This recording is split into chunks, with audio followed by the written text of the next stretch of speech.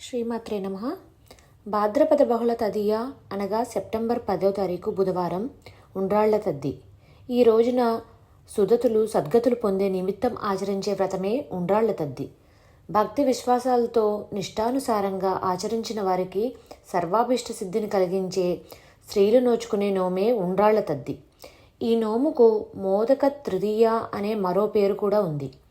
ప్రత్యేకంగా ఉండ్రాళ్ళు నివేదన కలిగిన నోము కావుచే తద్ది అనుమాట మూడవ రోజు తదియ అనే అర్థంతో వాడబడింది కనుక తదియ ఉండ్రాళ్ల తద్దిగా పిలువబడుతోంది.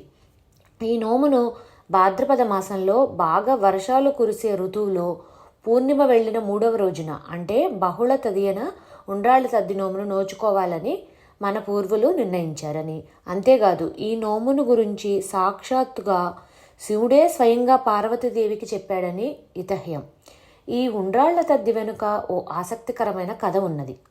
పూర్వం ఒక రాజు 7 భార్యలు కలిగి ఉన్న ఒక వేశ్య అయిన చిత్రాంగిపై ఆయనకు మక్కువ ఎక్కువగా ఉండేది. ఒకనాడు భాద్రపద బహుళ తదియ నాడు రాజుగారి భార్యలందరూ ఉండ్రాళ్ల తద్ది అనే నోమును నోచుకుంటున్నారని చలికత్తెల ద్వారా వినిన చిత్రాంగి రాజుగారితో, నీవు వివాహం చేసుకున్న భార్యల చేత ఉండ్రాళ్ల తద్ది నోము చేయించుకున్నావు. నేను ఒక వేశ్యనైన కారణంగా నన్ను నిర్లక్ష్యం చేస్తున్నావు.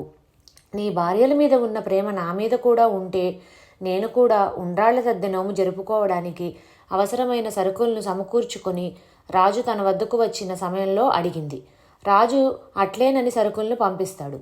ఆ చిత్రాంగి భాద్రపద తృతీయ నాడు సూర్యోదయానికి ముందే నిద్ర మేలుకొని అభ్యంగన స్నానమాచరించి సూర్యాస్తమయము వరకు ఏమీ భుజించక ఉపవాస దీక్ష ఉండి చీకటి పడగానే గౌరీదేవికి బియ్యపిండితో ఉండ్రాళ్లను చేసి 5 ఉండ్రాళ్లను గౌరీదేవికి నైవేద్యంగా పెట్టి మరో 5 ఉండ్రాళ్లను ఒక పుణ్యస్త్రీకి వాయనమిచ్చి నోము ఆచరించి గౌరీదేవి అనుగ్రహాన్ని పొందిందై అలా 5 ఏళ్లు నిర్విఘ్నంగా నోము నోచుకొని ఉద్యాపన చేసిన ఫలితంగా ఆ పవిత్రమైన ఆమె ఆ నోము ఫలంగా సద్గతిని పొందింది.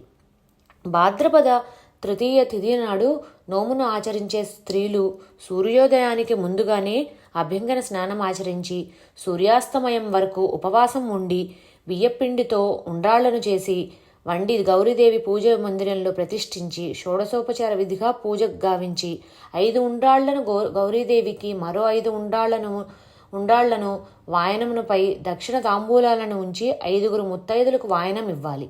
ఇలా తమ తమ శక్తిని బట్టి వాయనంతో చీర రవికలను కూడా సమర్పించుకోవచ్చు.